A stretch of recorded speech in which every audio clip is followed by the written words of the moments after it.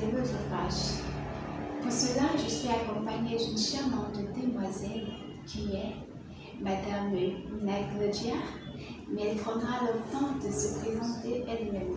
Alors, Claudia, est-ce que tu peux te présenter aux téléspectateurs? Bonjour Madame Josiane, je peux me présenter. Je m'appelle Kefa Claudia, je suis étudiante en biologie clinique, Master 1. C'est un plaisir pour nous de vous recevoir sur le plateau d'Espace Santé. Plaisir partagé. Alors, puisque nous allons parler du cancer de l'œsophage, Mademoiselle Kefa, c'est quoi le cancer de l'œsophage? En fait, le cancer de l'œsophage, c'est la formation maligne de nouvelles cellules à partir de la muqueuse de l'œsophage qui peut se développer dans n'importe quelle partie de l'œsophage. Ok, puisque vous parlez du cancer de l'œsophage, que savoir sur le cancer de l'œsophage? Bon, tout d'abord, avant de parler du cancer de l'œsophage, je vais d'abord parler de l'œsophage en lui-même. L'œsophage, en fait, c'est une partie du tube digestif relié au pharynx et à l'estomac, qui en fait a pour rôle de permettre la descente des aliments dans l'estomac. C'est un petit tube qui mesure 2 cm de diamètre et 20 mètres de longueur. Et pour parler du cancer de l'œsophage, nous avons 2 types de cancer de l'œsophage. Nous avons les carcinomes épidermoïdes qui sont les plus fréquents en fait. Les carcinomes épidermoïdes sont les plus fréquents et ils se développent à partir du tiers moyen et du tiers supérieur de l'œsophage, à partir des cellules de l'épithélium des vêtements de la muqueuse. Et les adénocarcinomes sont les deuxièmes types de cancers les moins fréquents. Ils se développent à partir du tiers inférieur de l'œsophage, à partir des cellules glandulaires de la muqueuse.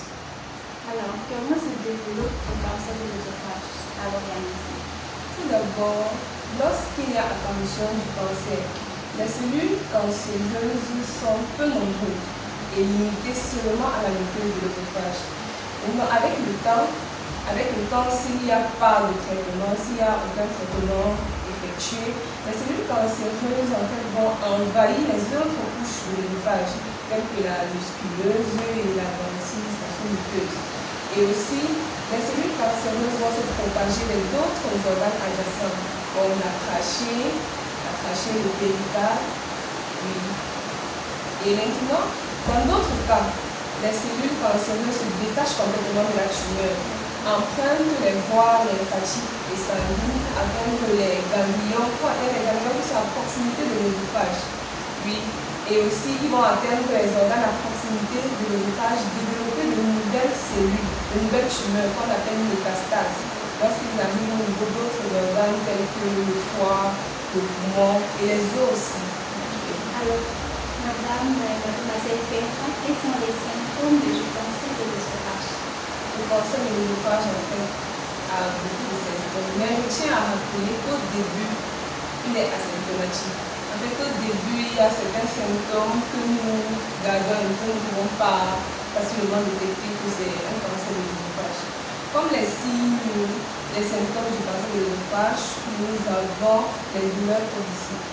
Les douleurs thoraciques sont l'un des grands symptômes du cancer de l'œsophage. Nous avons les douleurs thoraciques, nous avons le reflux, les brûlures de l'estomac. Nous avons tendance à penser que une brûlure de l'estomac est juste bénigne, genre on prend juste un truc, ça calme. Mais la plupart du temps, les brûlures de l'estomac sont l'un des symptômes du cancer de l'œsophage. Nous avons aussi des nausées, des vomissements, une perte de poids inexpliquée. Nous pouvons aussi avoir des traces de sang dans les vomissements et dans les expectorations. Chers téléspectateurs, lorsque vous ressentez ces symptômes cités par Mademoiselle Claudia, pensez à l'infréquence sanguine. Je pense que c'est ça, Claudia. Alors, quels sont les facteurs de risque du cancer de l'œsophage? Les facteurs de risque du cancer de l'œsophage, les 2 facteurs d'abord phares. Nous avons le tabagisme et la consommation excessive d'alcool. Que ce soit dans le premier type, comme je l'ai dit, nous avons 2 types de cancers. Nous avons les carcinomes épidermoïdes et nous avons aussi les adénocarcinomes œsophagiens. Dans les 2 types de cancers, le tabagisme et l'alcool sont l'un des facteurs de risque qui entraînent beaucoup. Et aussi, Les facteurs de risque, on peut dire que le cancer de l'œsophage se retrouve plus chez les hommes que chez les femmes aussi. Et à partir d'un certain âge, je peux dire 60 ans, à partir d'un certain âge. Puis, comme vous avez aussi l'obésité. Nous avons l'obésité et les mauvais comportements alimentaires. Comme mauvais comportement alimentaire, la consommation de boissons très chaudes et de soupes très chaudes qui vont fragiliser la muqueuse de l'estomac et qui vont aller progressivement vers un cancer. Nous avons aussi les reflux gastro-œsophagiens. Comme je dis souvent, c'est l'acidité qui remonte de l'estomac jusqu'à l'œsophage et qui fragilise la partie inférieure de l'œsophage qui entraîne les cancers du bas du corps. C'est qu'on va dire que nos téléspectateurs devraient éviter de beaucoup consommer l'alcool. Surtout l'alcool et le tabac. Et éviter les repas trop chauds. Et aussi, lorsque vous avez des reflux gastro-œsophagiens constamment, vous avez des reflux, des rots, il faut aller consulter. Le plus important, c'est de se faire comme ce que. Alors, mademoiselle Kefa, quels sont les diagnostics pour réaliser comment est-ce qu'on réalise le diagnostic d'un cancer de l'œsophage? Comment ça se passe? D'accord, merci. Le diagnostic du cancer de l'œsophage se réalise par plusieurs méthodes. Nous avons la fibroscopie œsophagienne.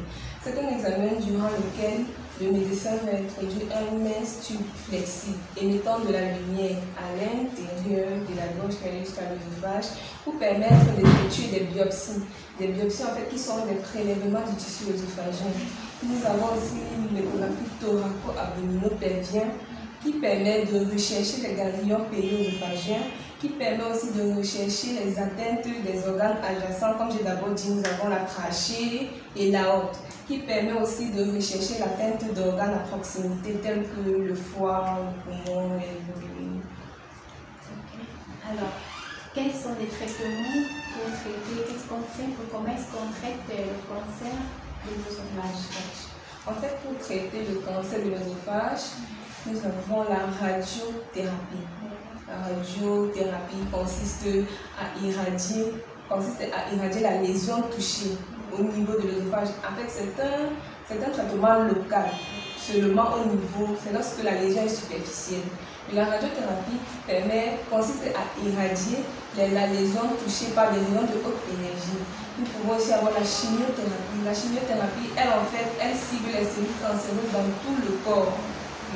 C'est l'administration de médicaments qui va aller agir contre les cellules cancéreuses. Nous avons aussi la chirurgie, l'opération chirurgicale qui peut arriver à une résection partielle ou totale de l'œsophage. C'est un plaisir pour nous de vous recevoir, mademoiselle Kefa. Alors, est-ce que vous pouvez donner des conseils à tous les téléspectateurs qui nous suivent? Puisqu'on parle du cancer qui est un problème vraiment majeur dans notre société, quel est le conseil que vous pouvez leur donner pour éviter, peu importe, pas forcément le cancer de l'œsophage, mais d'autres cancers? Quel est le conseil que vous pouvez leur donner? En fait, je veux m'appesantir sur le cancer de l'œsophage parce que c'est un cancer très rare au Cameroun. C'est un cancer très rare, donc peu de personnes connaissent que le cancer de l'œsophage existe. Et aussi, je tiens aussi à mettre l'accent sur les facteurs de risque tels que le tabac et l'alcoolisme qui caractérisent en fait la jeunesse aujourd'hui. Le tabac et l'alcoolisme, vraiment, ce sont les plus grands facteurs de risque du cancer de l'œsophage. Donc, je tiens à informer aux jeunes de modérer sur le tabac et l'alcoolisme. Donc, on demande aux jeunes spécialement de ne plus boire si possible. C'est vrai que ça vous paraît possible de ne plus consommer du tabac parce que ça nuit vraiment à notre santé. Voilà. Alors, chers téléspectateurs, nous sommes parvenus à la fin de notre émission où on parlait du cancer de l'œsophage. On espère que vous avez été bien servi. Voilà. On se dit à très bientôt pour une prochaine édition.